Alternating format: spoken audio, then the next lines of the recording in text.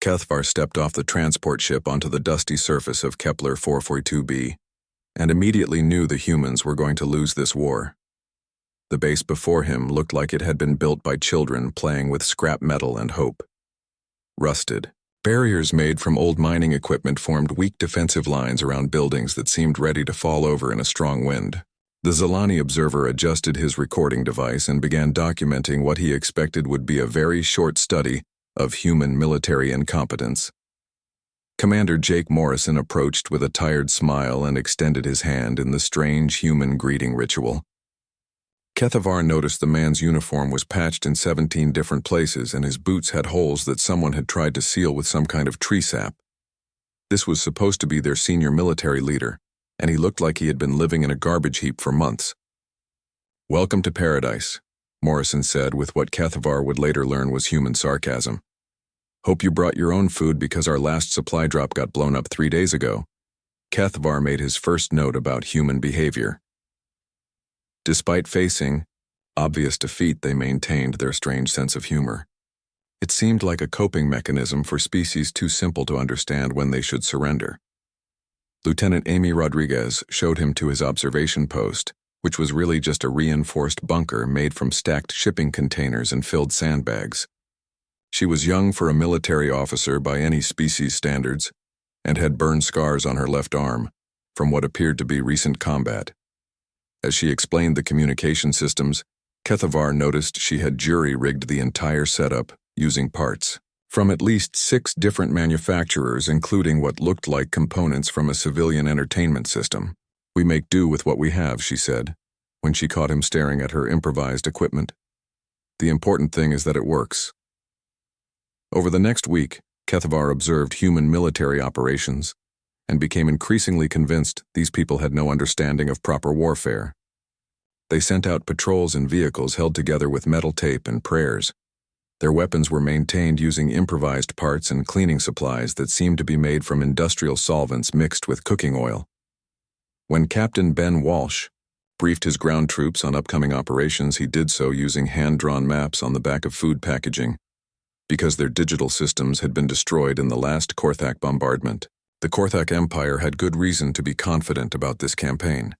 Their forces outnumbered the humans 5-1 and possessed technology that was generations ahead of anything in the human arsenal. Their ships could destroy human vessels without taking return fire, and their ground forces wore armor that could stop anything short of heavy artillery. Most species would have surrendered after the first major engagement, but the humans seemed determined to die slowly instead of accepting reasonable terms. Kethavar was documenting human defensive positions when the attack on Meridian Valley began. 15,000 Korthak warriors supported by air cover and artillery moved against 3,000 human defenders who were equipped with weapons that belonged in a museum. The logical outcome was obvious to anyone with basic mathematical skills, but apparently humans had never learned to count properly. Commander Morrison gathered his officers in the command bunker and laid out a plan that made no sense to anyone who understood military science. Instead of concentrating his forces for maximum defensive strength, he spread them across multiple positions with gaps between them large enough to drive vehicles through. When Captain Walsh pointed out that this would allow enemies to surround isolated groups, Morrison just nodded and said that was exactly what he wanted to happen. "Let them think they can break through easily," Morrison explained while pointing at his hand-drawn tactical map. "When they commit to pushing through what looks like our weak points, they will find out why we left those gaps there." Kethavar watched the first day of battle through his observation equipment and began to understand that human military doctrine was based on principles that no other species had ever considered. When Korthak forces pushed through the obvious weak points in human lines, they discovered that those gaps were actually carefully prepared killing zones filled with buried explosives and hidden weapons positions. The humans had deliberately made their defenses look weak to encourage attacks in areas where they wanted to fight. Lieutenant Rodriguez coordinated the defensive fire using her improvised communication system, which somehow managed to connect units across the entire battlefield, despite being built from spare parts and determination. When Korthak jamming systems tried to disrupt human communications, she simply switched to backup frequencies and alternative transmission methods, including runners, carrying messages on foot, and signal flags that looked like they had been borrowed from ancient naval warfare. On the second day, Captain Walsh led a counterattack that violated every principle of military logic that Kethvar had ever studied. Instead of attacking where the enemy was weak, Walsh deliberately assaulted the strongest Korthak position using troops that were already wounded and equipment that was barely functional. The attack should have been a massacre, but somehow the humans managed to capture their objective and hold it against 3 separate counterattacks. Kethvar began to notice that human soldiers did not behave like normal military personnel. Private Danny Miller had been shot twice and had his left arm in a makeshift sling, but refused medical evacuation because his squad was still fighting. When his rifle jammed beyond repair, he picked up a Korthak weapon from a fallen enemy and continued the battle despite having no training on alien equipment. Sergeant Pete Collins had been awake for 68 hours straight, coordinating defensive positions, and still volunteered to lead the next patrol into contested territory. By the third day, the mathematics of the battle had become impossible to explain using normal military analysis. The humans were still losing according to every measurable standard, but somehow they controlled more territory than they had at the start of the engagement. Korthak forces had superior numbers and equipment, but they seemed unable to press their advantages because the humans refused to fight in predictable ways. Morrison's strategy became clear during the final phase of the battle when he ordered what appeared to be a complete retreat from Meridian Valley. Korthak forces pursued the fleeing humans directly into the most elaborate trap that Kethvar had ever witnessed. The entire valley had been prepared as one massive killing ground with explosives buried under every logical route of advance and weapons positions hidden in locations that provided perfect overlapping fields of fire. When the dust settled after 72 hours of continuous fighting, the humans had successfully withdrawn from Meridian Valley in good order, while inflicting casualties on the Korthak that exceeded their own losses by a factor of 3 to 1. According to military science, this should have been impossible, but Kethvar had watched it happen with his own eyes. He filed his initial report with growing confusion about what he had observed. The humans had clearly lost the battle for Meridian Valley since they no longer controlled the territory, but somehow it felt like they had won something more important than ground. The Korthak had achieved their tactical objective, but at a cost that made future operations questionable. Kethvar requested extended observation time from his superiors, claiming he needed more data to understand human tactical inconsistencies. The truth was that he had begun to suspect that humans possessed something that his analytical training had never prepared him to recognize or measure. 6 weeks after Meridian Valley, Kethvar found himself on the industrial world of New Houston, watching the Korthak Empire make what appeared to be their biggest mistake of the war. The planet produced nearly half of the Terran Federation's military, grade polymers and rare earth elements, which made it a logical target for conquest. What the Korthak had not calculated was that New Houston contained 2 million human civilians who had no intention of being conquered quietly. The siege began with orbital bombardment designed to force immediate surrender through shock and terror. Korthak's strategy assumed that humans would behave like every other species and capitulate when civilian casualties became unacceptable. Instead, Kethvar observed something that challenged everything he thought he understood about warfare and civilization. Dr. Lisa Chen had been a polymer research scientist before the bombardment destroyed her laboratory and killed half her research team. Kethvar watched her transform from a civilian academic into something that resembled a military weapons designer within the first week of the siege. Using equipment salvaged from destroyed factories and chemicals scavenged from abandoned industrial sites, she began producing improvised weapons that were more effective than standard military ordnance. Her first innovation involved mixing industrial solvents with agricultural fertilizer to create explosives that could be manufactured in basement workshops using equipment that looked like it belonged in a children's chemistry set. When Sergeant Pete Collins brought her metal fragments from destroyed vehicles, she showed his squad how to pack the shrapnel into her improvised bombs to create weapons that could destroy Korthak armor at ranges up to 50 meters. Mayor Frank Hudson had retired from military service 15 years earlier to run for civilian office in a quiet industrial city that never expected to see warfare. The siege transformed him back into the tactical commander he had once been, But now he was coordinating resistance operations using resources that no military academy had ever taught him to consider. His command center was located in the basement of a destroyed elementary school, and his staff consisted of teachers, librarians, shop owners, and teenagers who volunteered to carry messages through areas too dangerous for adult movement. Elena Vasquez was 16 years old and had been planning to study art at university before the Korthak arrived and turned her world into a battlefield. Kethvar watched her crawl through storm drainage systems and building ventilation shafts, carrying intelligence reports between resistance cells scattered across the ruined city. She moved through areas where trained soldiers would not survive, and delivered information that kept the human resistance network functioning, despite constant enemy attempts to destroy their communication systems. The transformation of New Houston's civilian population into effective combatants happened faster than any military mobilization that Kethvar had studied in his career analyzing interstellar conflicts. Factory workers learned to manufacture thermite from rust and aluminum powder scraped from damaged vehicles. Store clerks became ammunition handlers, loading artillery shells with scrap metal and improvised explosives. Children who should have been attending school became courier networks carrying tactical intelligence through areas too dangerous for electronic communication. Dr. Chen's basement laboratory became the center of industrial warfare innovation that impressed even Kethvar's analytical mind. Working with salvaged equipment and improvised materials, she developed chemical weapons that could disable Korthak soldiers without requiring sophisticated delivery systems.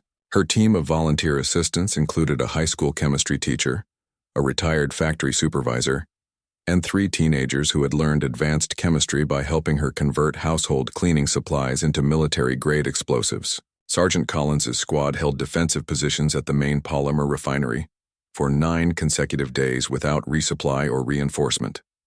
When their ammunition ran low, they began hand-loading artillery shells using explosives provided by Chen's network and metal fragments collected from the battlefield after each engagement. Collins personally led 17 separate sorties against superior enemy forces, returning wounded every time, but refusing medical evacuation because his position was too important to abandon. The siege tactics employed by New Houston's defenders violated every principle of civilian behavior that Kethvar had observed in his studies of other species. Instead of seeking safety or attempting to flee the combat zone, the human population actively participated in military operations against a technologically superior enemy. Elderly residents volunteered to serve as sentries in exposed positions, where younger people might be needed for more physically demanding tasks. Parents sent their children to carry messages through dangerous areas because small size allowed movement through spaces that adults could not navigate. Mayor Hudson's coordination of the resistance network demonstrated organizational capabilities that exceeded anything Kethvar had seen from civilian governments during wartime. Using the city's abandoned subway system as a command and communication network, he maintained contact with resistance cells throughout New Houston, despite constant Korthak attempts to disrupt their operations. His intelligence network relied on ordinary citizens who observed enemy movements during their daily activities and reported information through Elena's courier system. The subway tunnels became more than just communication routes as the siege continued. Hudson's people converted abandoned stations into weapons manufacturing sites, supply depots, medical facilities, and coordination centers for operations that spanned the entire city. The underground network allowed human resistance forces to appear and disappear in ways that confused Korthak tactical analysis and made it impossible for the invaders to predict where attacks would come from next. Elena's courier network expanded to include dozens of young people who moved through the ruined city, carrying everything from tactical intelligence to medical supplies and weapons components. Kethvar observed her teaching newer recruits how to navigate through collapsed buildings and damaged infrastructure, while avoiding Korthak patrols that were specifically hunting for human communication networks. She developed route systems that allowed messages to cross the city in less than 2 hours, using paths that armored vehicles could not follow.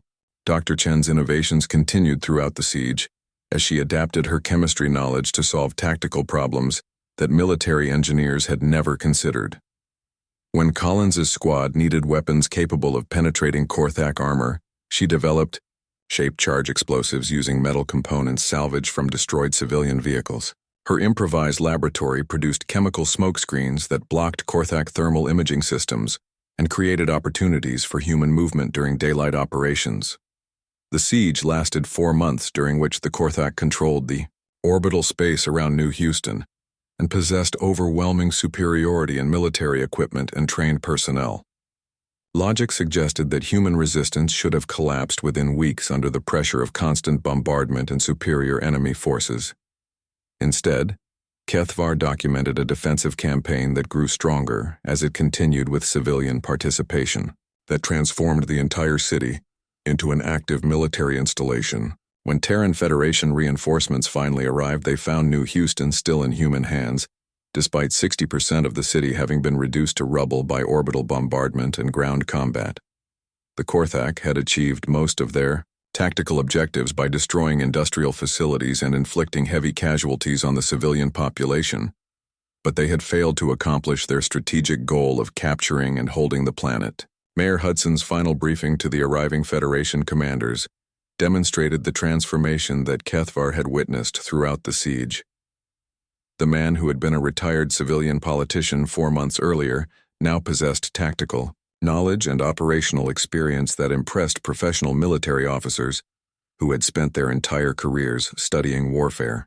His civilian administration had become a military organization that maintained effective resistance operations, despite facing challenges that would have defeated most regular army units. Sergeant Collins survived the siege but required extensive medical treatment for wounds that he had refused to acknowledge during the fighting. His squad's defense of the polymer refinery became a textbook example of small unit tactics under impossible conditions, and their improvised weapons innovations were adopted by other Federation forces facing similar tactical challenges against technologically superior enemies. Dr. Chen's basement laboratory had become a weapons research facility that produced innovations which were immediately classified by Federation military intelligence and distributed to other human worlds, preparing for Korthak attacks. Her transformation, from civilian scientist to military engineer, represented something that Kethvar was beginning to recognize as a fundamental characteristic of human society under pressure. Kethvar filed his report on the siege of New Houston with growing uncertainty about his original mission parameters. The frozen world of Frost Ridge became Kethvar's next observation post as winter arrived, with temperatures that dropped to 40 degrees below the freezing point of water. The planet's twin suns provided almost no warmth during the 8-month winter cycle, and most species considered the world uninhabitable during the cold season. The Korthak Empire planned their campaign around this assumption, expecting that both human defenders and their own desert-adapted forces would be equally disadvantaged by the hostile environment. Colonel Maria Santos had spent her entire military career studying Arctic warfare in conditions that most humans considered extreme, but Frost Ridge presented challenges that exceeded anything in her previous experience.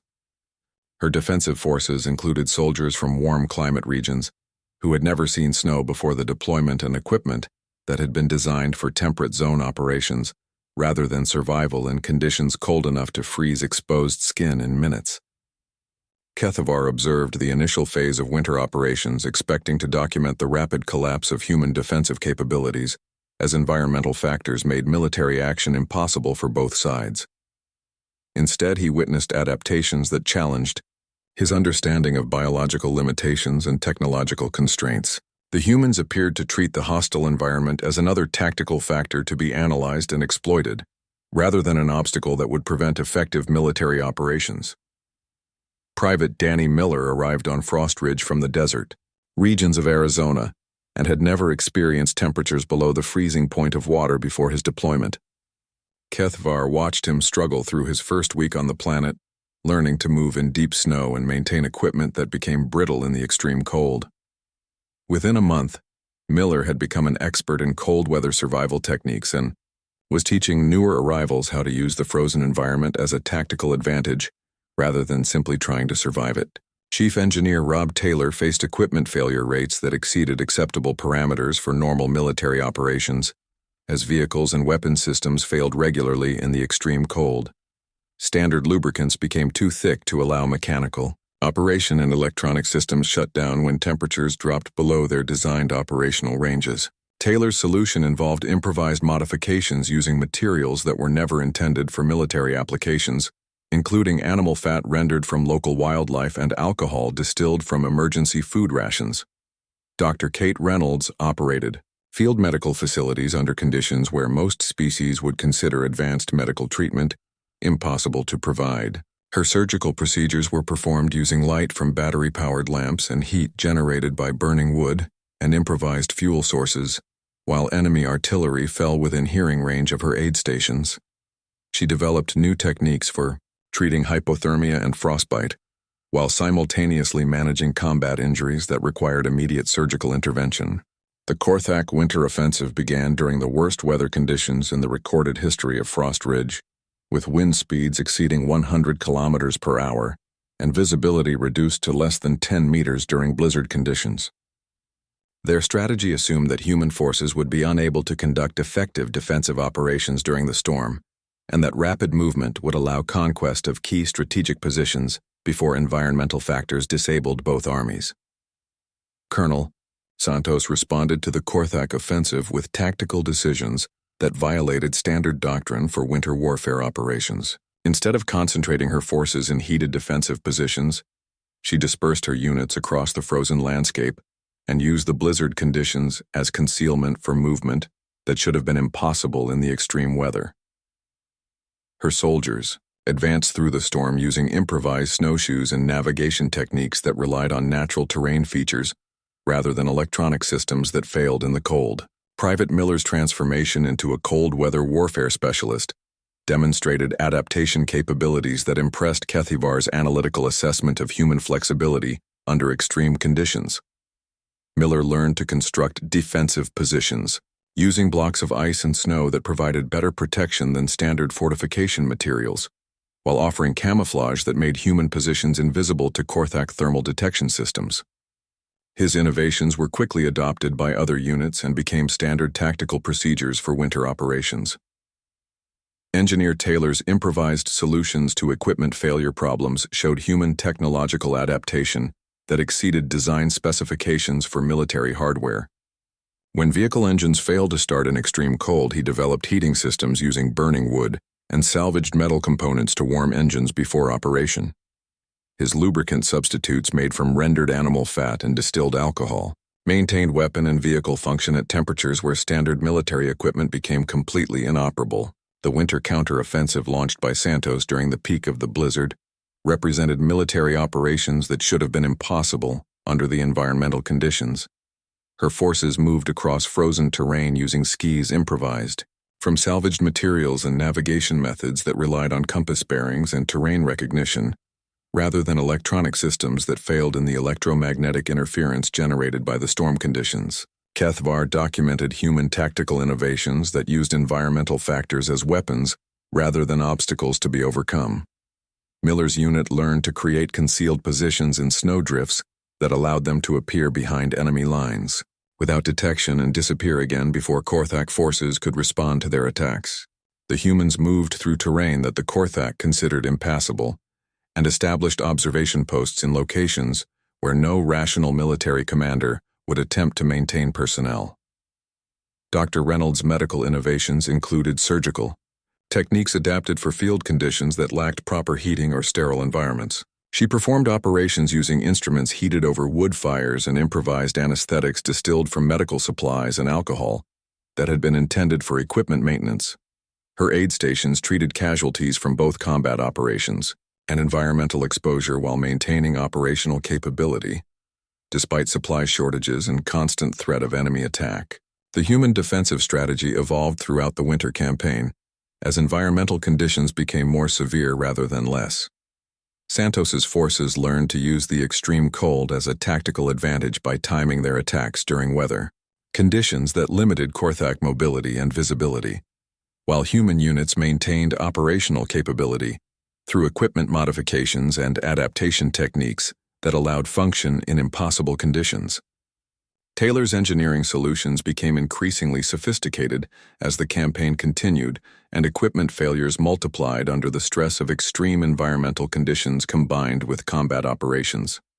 His workshops produced replacement parts using ice molds and salvaged metal components to manufacture items that would normally require industrial facilities and specialized equipment. The improvised parts often performed better than original specifications because they were designed specifically for the conditions where they would be used. Private Miller's evolution from desert-dwelling recruit to Arctic warfare specialist represented human adaptation that exceeded biological parameters for environmental adjustment that Kethvar had observed in other species. Miller developed personal equipment modifications and tactical techniques that allowed him to remain effective in conditions that would disable most military personnel within hours of exposure. His innovations were documented and distributed to other units facing similar environmental challenges. The winter campaign lasted 7 months, during which human casualties from environmental exposure exceeded losses from direct combat with Korthak forces. Standard military analysis would suggest that operations should have been suspended until weather conditions improved, but the humans continued offensive operations throughout the period when temperatures remained below sustainable levels for normal military activity. Colonel Santos's final assessment of winter operations on Frost Ridge demonstrated tactical knowledge that had been developed through direct experience with environmental warfare under conditions that exceeded training parameters for cold weather military operations. Her forces had not only survived the winter campaign, but had gained territorial control and inflicted casualties on enemy forces that possessed superior equipment and numerical advantages. The end of winter found human forces in control of strategic positions that had been considered impossible to defend during the extreme weather period. Kethvar's analysis of the campaign showed tactical innovations and adaptation capabilities that challenged his understanding of species limitations under environmental stress. The humans had not simply endured the hostile conditions, but had learned to exploit them as tactical advantages that negated enemy technological superiority. Kethvar filed his report on Frost Ridge operations with growing recognition that human capabilities exceeded the parameters he had been using for analysis of military effectiveness. The war moved beyond planetary surfaces into the vast emptiness between star systems, where the asteroid belt became a battlefield stretching across millions of cubic kilometers of space.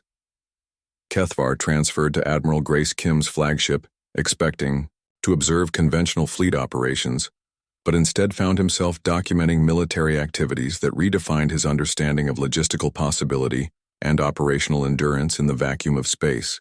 The Korthak strategy for the asteroid belt campaign focused on cutting human supply lines and forcing Federation forces to withdraw from mining stations and supply depots that provided essential materials for the war effort.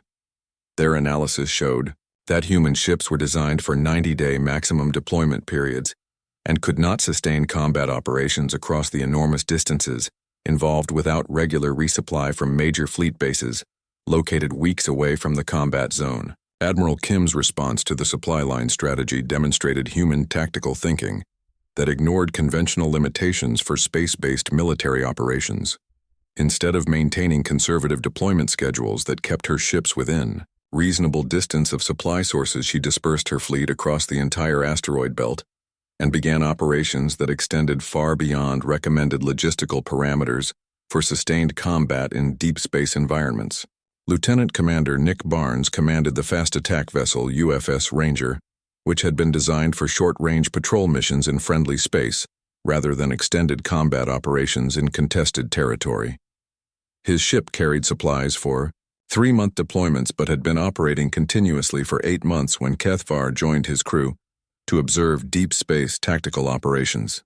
The vessel showed signs of improvised maintenance and modification that exceeded anything in standard fleet technical manuals. Specialist Emma Foster served as the zero-gravity combat engineer, responsible for maintaining ship systems under conditions that challenged both human physiology and equipment design specifications. Working in vacuum suits for 12-hour shifts, she performed maintenance operations on the exterior hull, while the ship maneuvered through asteroid fields during combat operations.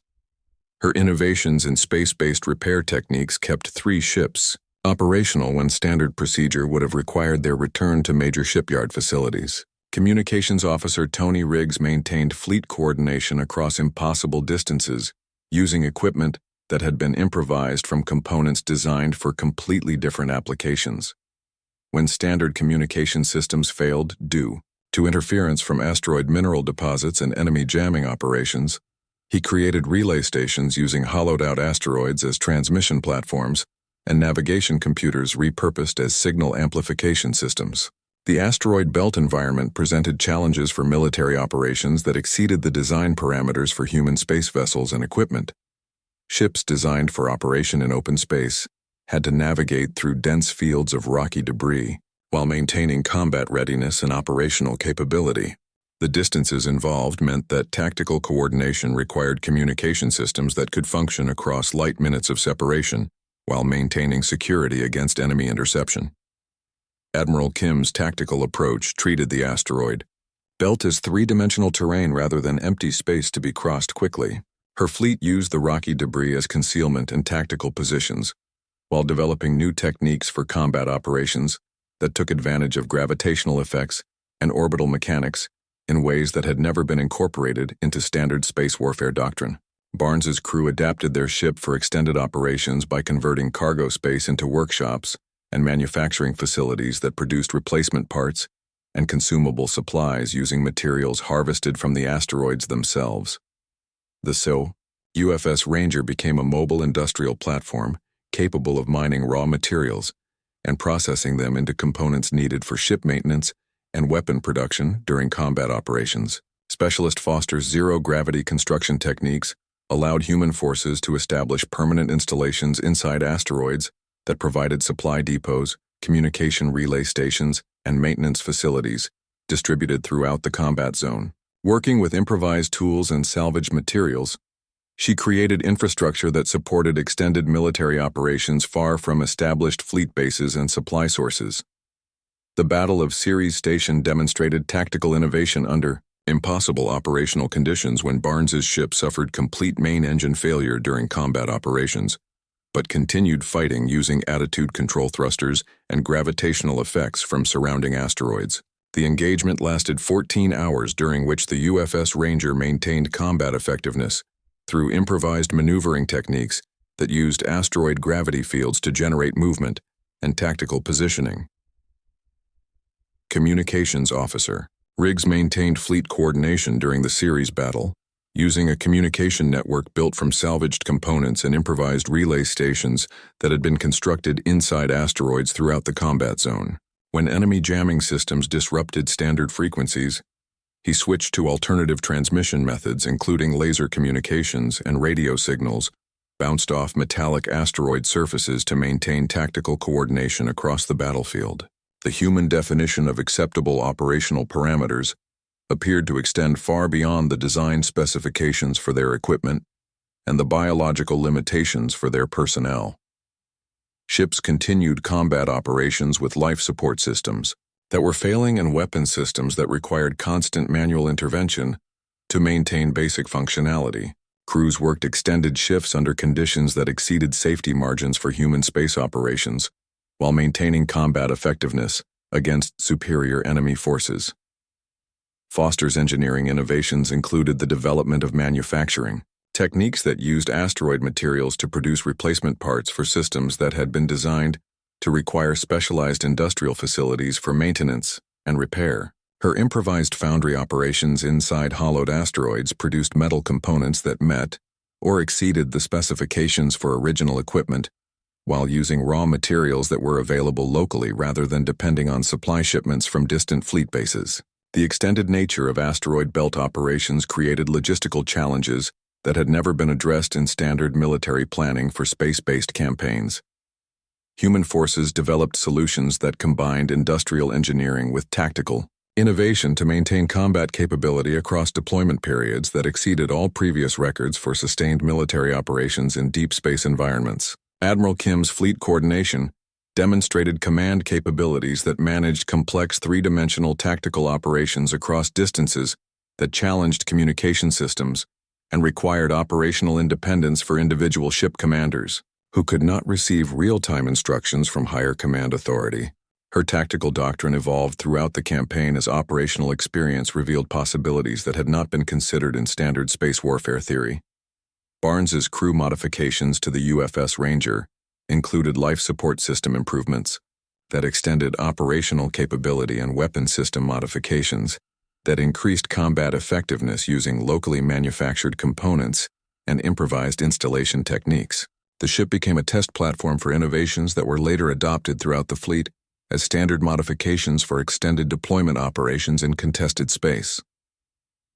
The Marathon campaign lasted 10 months, during which human forces maintained combat operations across an area of space that exceeded the volume of most star systems, while facing supply shortages, equipment failures, and personnel fatigue that should have forced operational suspension, according to standard military doctrine, for space-based warfare. Instead, the campaign demonstrated adaptation and innovation that redefined the boundaries of possible for sustained military operations in deep space environments. Riggs' communication network evolved into a permanent infrastructure that provided tactical coordination and strategic intelligence throughout the asteroid belt, using relay stations and signal amplification systems built from improvised components and maintained by personnel who had developed new techniques for zero-gravity construction and electronic engineering under combat conditions. The final phase of the asteroid campaign showed human tactical capabilities that had been developed through operational experience rather than theoretical training, as crews learned to fight in three-dimensional environments using gravitational effects and asteroid terrain as tactical factors rather than simply obstacles to be avoided during combat operations. Kethvar's analysis of the deep space operations revealed adaptation and innovation that exceeded his analytical framework for understanding military capability under extreme operational conditions. The humans had not simply endured the challenges of extended space warfare but had developed new tactical approaches and technological solutions that turned environmental obstacles into operational advantages against technologically superior enemy forces. The Korthak Empire's final assault on Earth began with 2,000 warships emerging from faster-than-light travel at the edge of the solar system, while human defenders could muster only 400 vessels to protect their homeworld. Kethvar observed the opening phases of what military analysis suggested would be the concluding battle of a war that had lasted 3 years and consumed the resources of multiple star systems across dozens of worlds. General Alex Turner coordinated Earth's defense from a command center buried 3 kilometers beneath the surface of Luna, while orbital platforms and planetary defense systems prepared for an engagement that would determine whether humanity continued to exist as an independent species. The mathematical certainty of defeat did not appear to influence human defensive preparations, as Turner's forces implemented tactical plans that assumed victory was possible despite overwhelming enemy numerical and technological superiority. Captain Susan Wells commanded the destroyer USS Defiant during the opening engagement in lunar orbit when Korthak battleships began systematic destruction of human orbital installations and defensive platforms. Her ship massed 8,000 tons compared to enemy vessels that displaced over 200,000 tons each, but Wells led her squadron in direct attacks against targets that outgunned them by factors that exceeded reasonable tactical calculation. The orbital battle developed into a series of sacrificial attacks as human vessels used their superior maneuverability to close range with enemy ships and detonate their own power systems to inflict damage on targets that could not be destroyed through conventional weapon systems. Wells coordinated 17 separate suicide runs during the first 6 hours of combat, while maintaining tactical coordination that maximized the effectiveness of each sacrifice.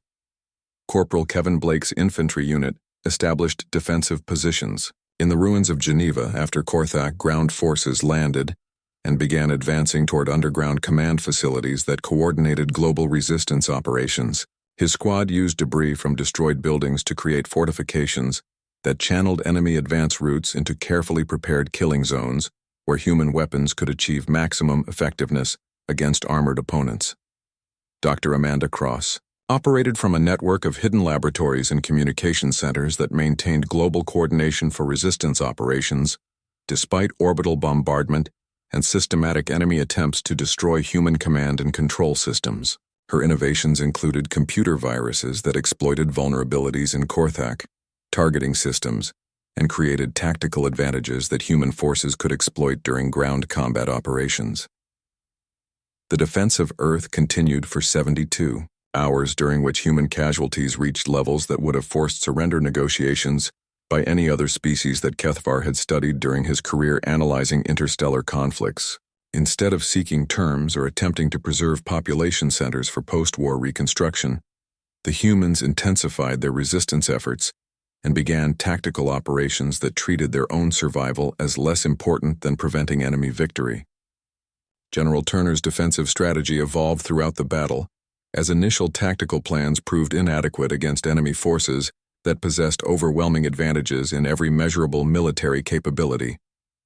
His revised approach abandoned conventional defensive doctrine and implemented total warfare concepts that mobilized every available resource, including civilian populations and industrial infrastructure for direct participation in combat operations against the invasion forces. Captain Wells's final action involved ramming her destroyer into a Korthak command ship after her weapon systems had been destroyed, and her crew reduced to 12 survivors who volunteered to remain aboard for the collision approach. The impact destroyed both vessels but eliminated enemy fleet coordination in the Luna orbital region and created opportunities for other human units to achieve tactical victories despite their numerical disadvantage. The ground war for Earth's surface became a series of urban combat operations where human defenders used knowledge of local terrain and infrastructure to offset enemy advantages in equipment and training. Blake's unit held a crucial intersection in Geneva for 16 hours against continuous enemy attacks while receiving no reinforcement or resupply support from higher command authority. Dr. Cross's computer virus succeeded in penetrating Korthak fleet control systems during the final phase of the orbital battle and caused enemy targeting computers to misidentify friendly vessels as hostile targets. The resulting confusion lasted only minutes but created tactical opportunities that human forces exploited to achieve local victories that influenced the overall strategic situation. Kethvar found himself emotionally invested in human survival during the final battle, as his analytical objectivity was compromised by prolonged exposure to human determination and sacrifice. When General Turner requested tactical intelligence about Korthak fleet movements, Kethvar provided information that violated his neutral observer status, but contributed to defensive operations that saved civilian evacuation sites from orbital bombardment. The climax of Earth's defense occurred when Korthak ground forces reached the outskirts of major population centers and began final assault operations that would have completed their conquest objectives. Human resistance at that point consisted of scattered military units, civilian volunteers, and improvised weapon systems that should not have been capable of stopping professional invasion forces equipped with advanced military technology. Blake's final stand in Geneva demonstrated individual human determination that exceeded biological parameters for combat effectiveness under impossible conditions. Wounded and alone after his squad had been eliminated, he maintained defensive positions that prevented enemy breakthrough to underground command facilities for 6 hours, while using improvised explosives and salvaged weapons to continue fighting against overwhelming odds. The battle ended when Korthak fleet commanders recognized that human resistance would continue indefinitely, regardless of casualties or tactical defeats, and that conquest of Earth would require complete extermination of the human species rather than conventional military victory. Their strategic analysis concluded that the costs of achieving total genocide would exceed any possible benefit from controlling human territory or resources. Dr. Cross survived the defense of Earth, but her global coordination network had been largely destroyed during the final phases of combat.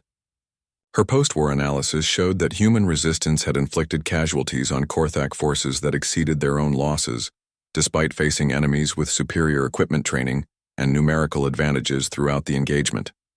General Turner's final briefing to surviving military commanders demonstrated tactical knowledge gained through operational experience during the most intense combat operations in recorded human military history. His defensive innovations were immediately classified and distributed to other human worlds as standard procedures for planetary defense against technologically superior invasion forces. The peace negotiations that followed Earth's successful defense established human territorial integrity and recognized the Terran Federation as a major interstellar power, despite their recent emergence as a spacefaring civilization.